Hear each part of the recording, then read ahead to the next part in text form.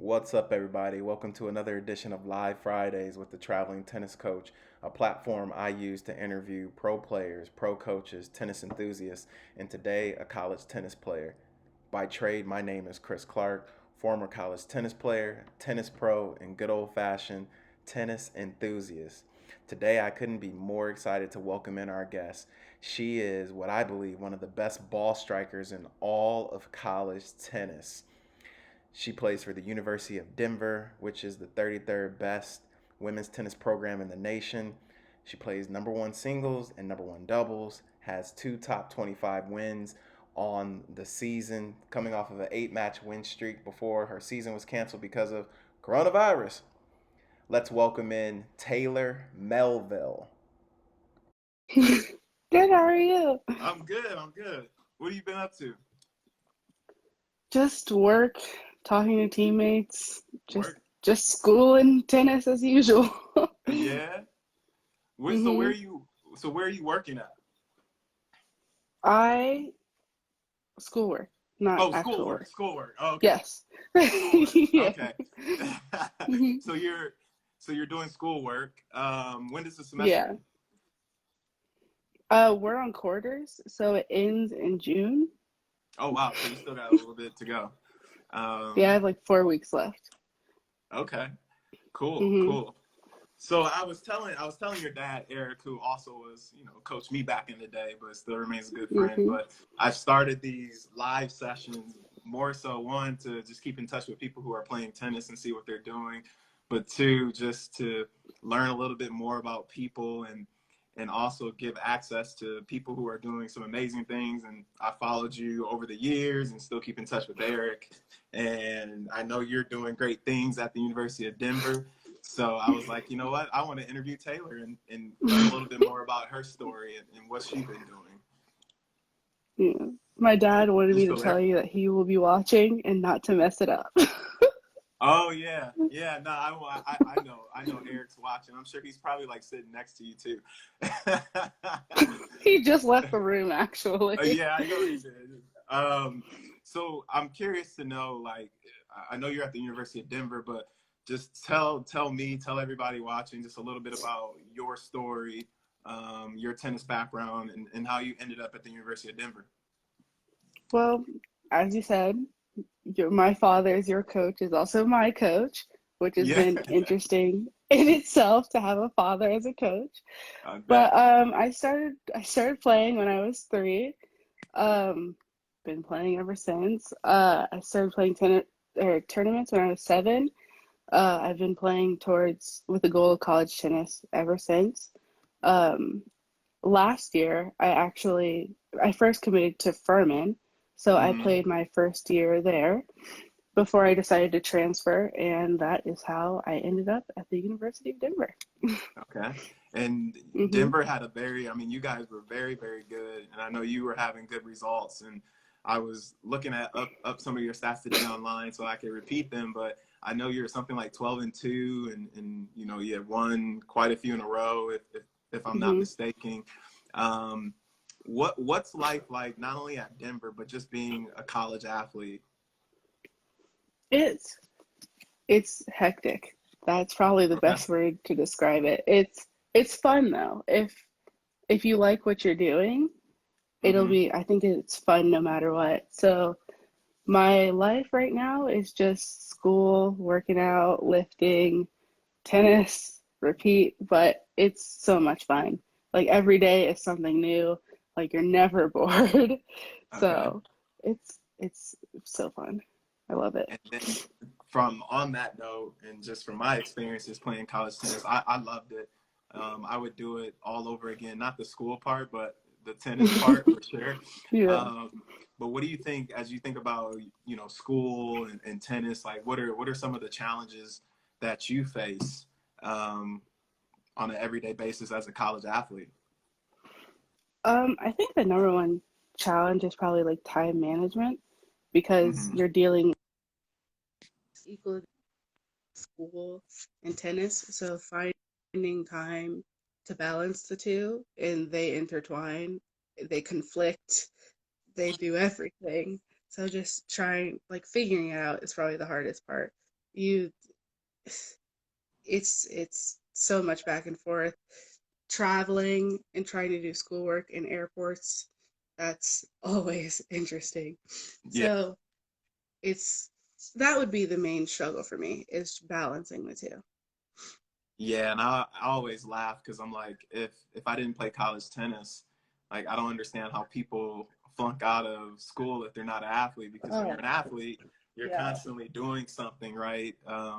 Whether that's Hmm. school, tennis, eating, like every minute of your day is essentially accounted for. So, in my Yeah. opinion, I think you're spot on. And then just with the success that you had this season, and then one day waking up and the entire season was canceled. What was Hmm. that like for you? And I'm just curious because I don't know what it was like for any college athlete. What were your thoughts on that when you got that call? Oh, not happy at all. Yeah, Like you said, we were having such a good season. I was having such a good season. Actually, everything in response to the virus happened so fast. Like we played we played a match on Wednesday. We found out on Thursday that the season had ended.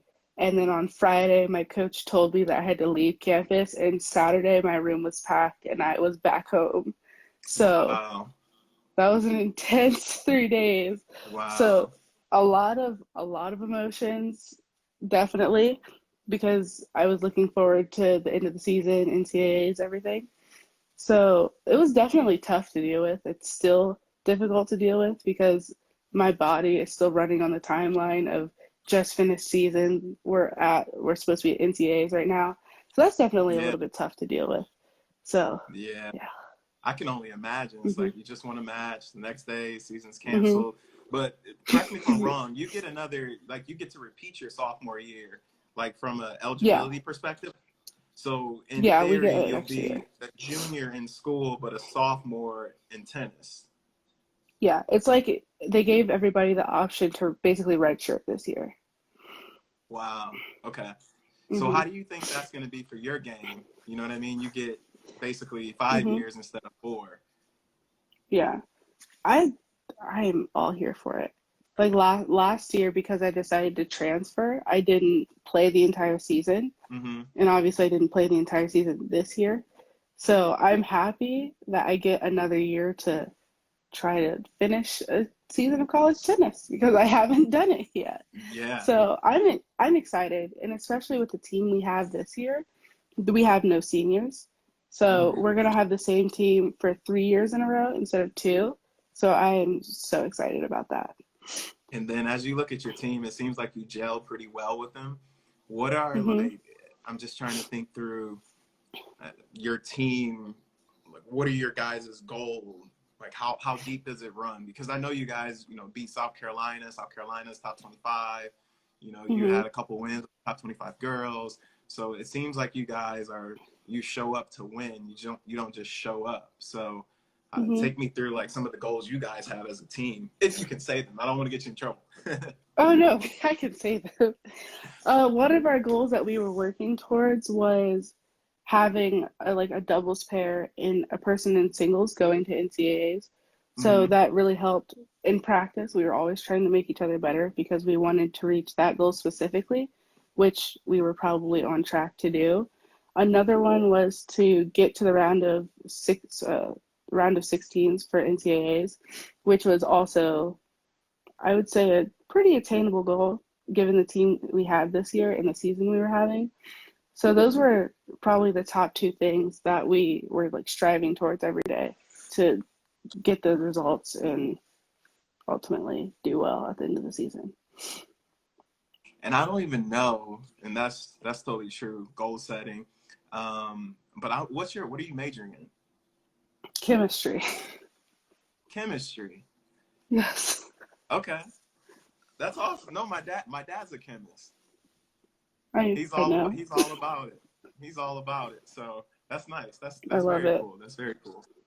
Um, I got just two more simple questions for you.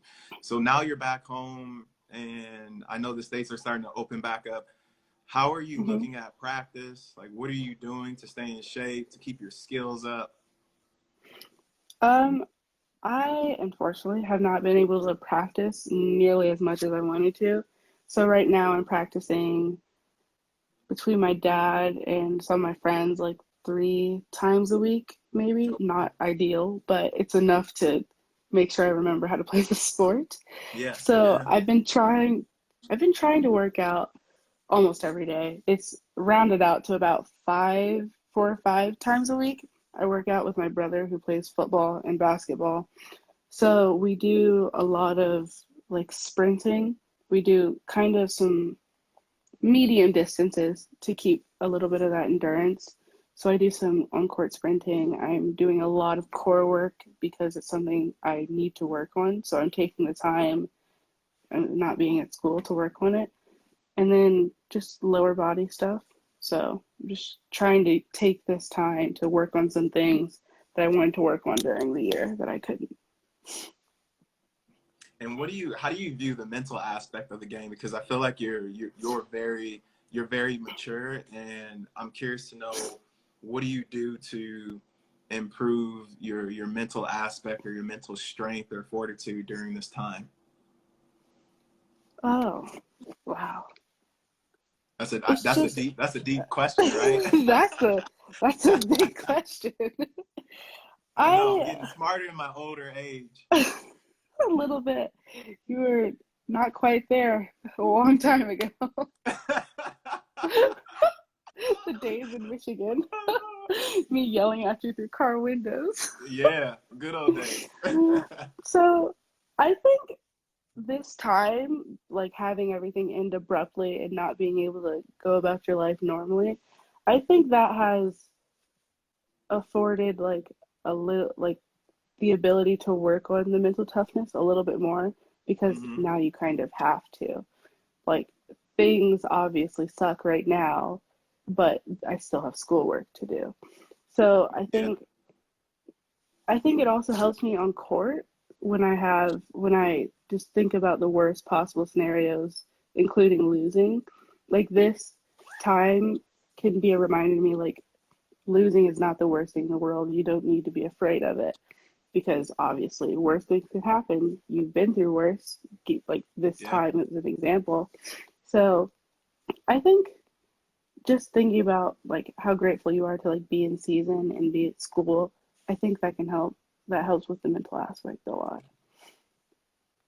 Yeah, yeah, no, I couldn't agree more with you. And then I'm just thinking about a few other things, just in terms of like, as you think about college tennis and your game, and I'm thinking back to when I played college tennis, um, and the advice that I would give to someone who wanted to play college tennis would be, you know, you, everything takes hard work, it takes dedication, Mhm. and it's pretty easy to see who put in the work and who didn't. But I'm really Mhm. curious to see or hear from your perspective, like, what recommendation or what advice would you give someone who may see this at some point and say, how can I play college tennis? How can I be the beast on the court that you are, right?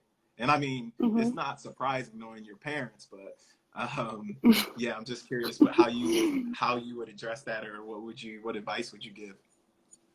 I think I think one thing that's really hard about junior tennis is because it's just so hectic and you're not going to like it all the time.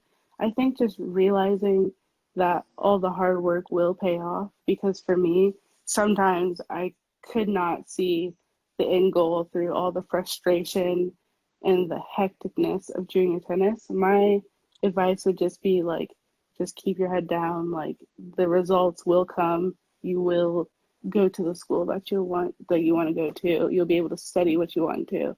You will get what you want. You just have to keep your head down, do the hard work, even if you can't see the end goal, because for the longest I couldn't even see it. So that would be my number one piece of advice. Yeah, I couldn't agree more with you. And it sounded like too, you alluded to um, the process, right? Keep your head down, focus on the Mhm. process, focus on daily practice. You know what your Mhm. end goal is and what it should be, but just you got to focus on the process. The process is where Yeah. really going to Mhm. win the battle. And a lot of times people set this ambitious goal. Yeah, I'm going to win NCAAs, but you know, you're out every night till 2 a.m. or you're not studying or you're not taking care of other business. So it all kind of Hmm. comes together. So that's Yeah. interesting. I always say I have two Eric more. Melville loves the process. Oh, I know. No, Oh, I think it's true. And like, it's a hmm. balance for me because it's like, on one hand, you want to set goals and achieve those goals. But on the other hand, it's like, what is the actual steps and process to get to achieving those goals? And I think where most people Hmm. find disconnect is, you know, January 1, it's like, all right, I'm going to lose 30 pounds, but you didn't Right, change any of your habits. You didn't change the process. You're not doing anything differently than you were the year before. So how are you actually right. going to, um, how are you actually going to change? Yeah. One thing. So if I look up 5 years from now, I love asking Hmm. this question. Some people are like, I've interviewed a couple pro coaches, and they're like, I don't know where I want to be in 5 years. But Hmm. I'm curious to hear where do you want to be in 5 years, or where do you see yourself, the future of your tennis, like what you want to become? I want, I definitely want to play after tennis because I honestly can't see myself not playing the sport in some form or fashion. So the next step for me would be to play on tour and see where where I'm at, where I could go.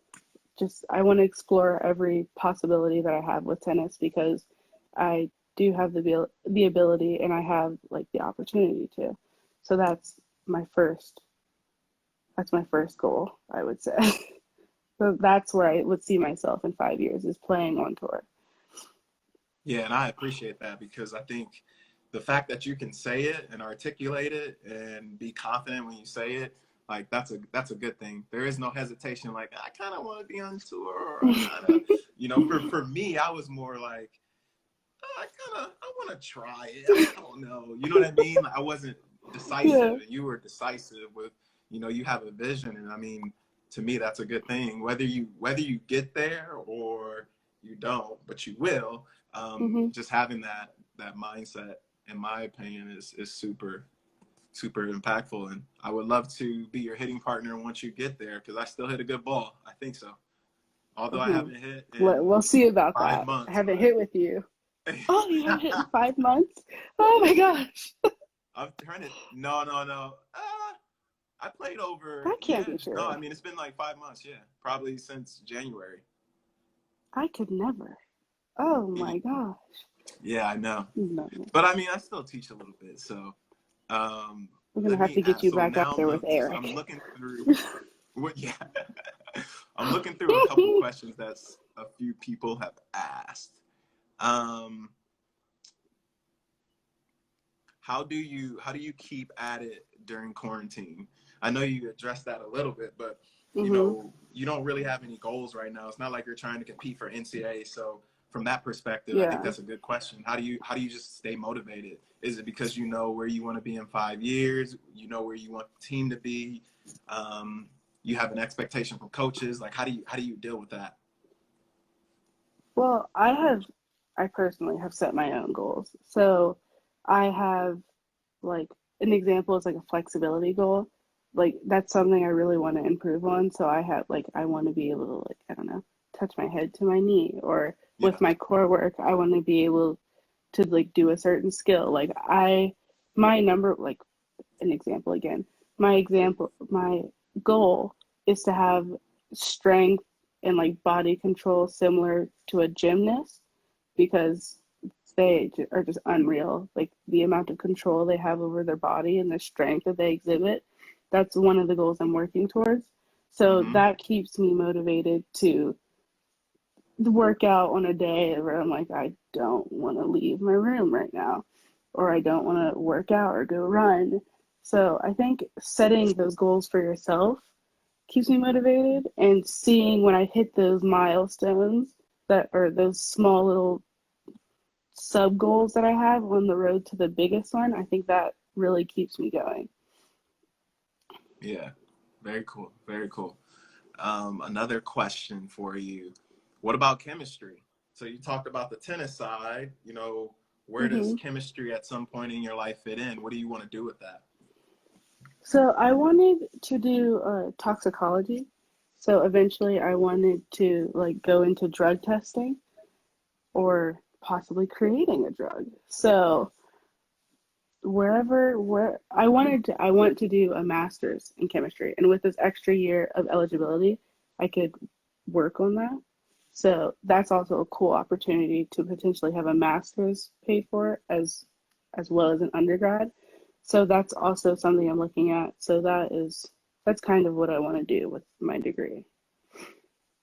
Very cool. Yeah, I would recommend that. So I was a grad assistant for the women's tennis team, and I was able to get my MBA for free of charge. And I think for you, not only do you get to potentially get a master's, but you get to still be an undergrad, or not Hmm. undergrad, but you still get to play as though you're in undergrad, right? And I think that's a very Yeah. unique situation for you. Because by that time, I mean, you said the team's going to be together 3 years. So maybe by that Hmm. time, your goal is to win NCAAs, or, the goals just keep elevating from your perspective, and you Yeah. continue to develop your professionalism as you train and learn different things. The Hmm. one thing I'm curious about, Taylor, so I know your dad and your mom, I know just from a nutrition standpoint, they're pretty healthy people. But being in Hmm. college, do you find yourself straying to eating bad foods, or how does nutrition play an important part in your tennis game? Um, I'm not, I don't have a natural inclination toward like bad food per se. I You eat think chicken my fingers and issue fries, is don't you? at school. If you say fries, You eat chicken fingers and fries, right? I don't like fried food. Oh, that's good though. I didn't know that. It doesn't So my surprise me. yeah, this is not my thing. But my issue at school is I don't have time to eat.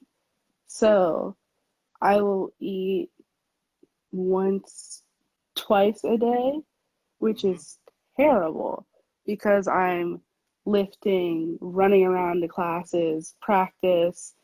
So that is my main issue. Like I have to snack in between on like bars, protein shakes because Hmm. I I have dealt with the consequences of not eating enough and not properly fueling my body, and I've gotten sick.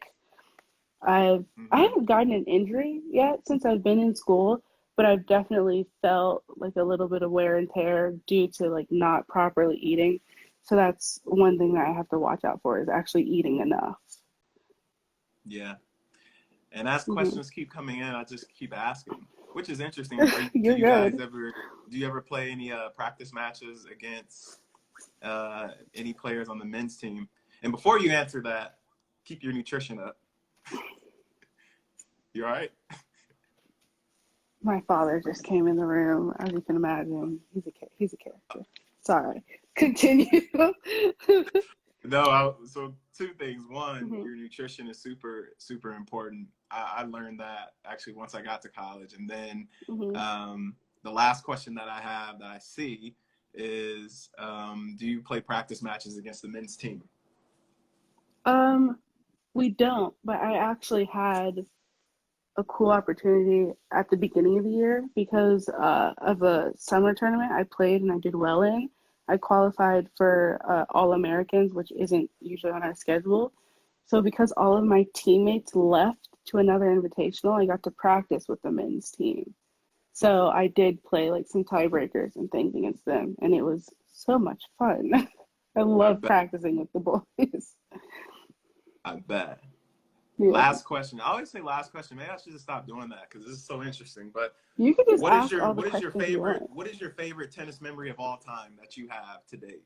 Is there one that off the top of your head sticks out? Um, Yes, I have one. It was beating South Carolina this year. It was that was so surreal.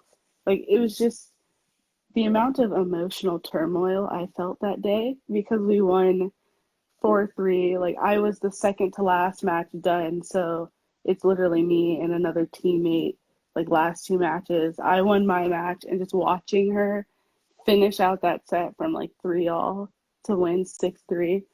That was unreal. Like I have never seen a happier group of people than that day.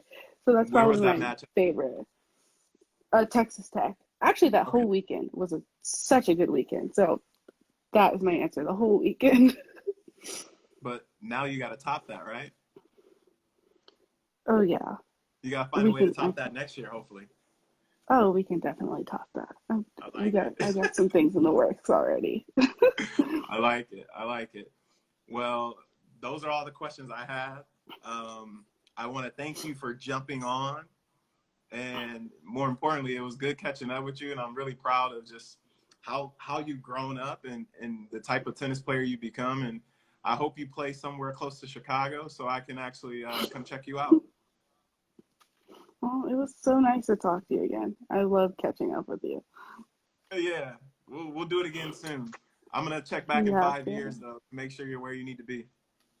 Oh, I'm sure you'll check in probably like 6 months. Yeah.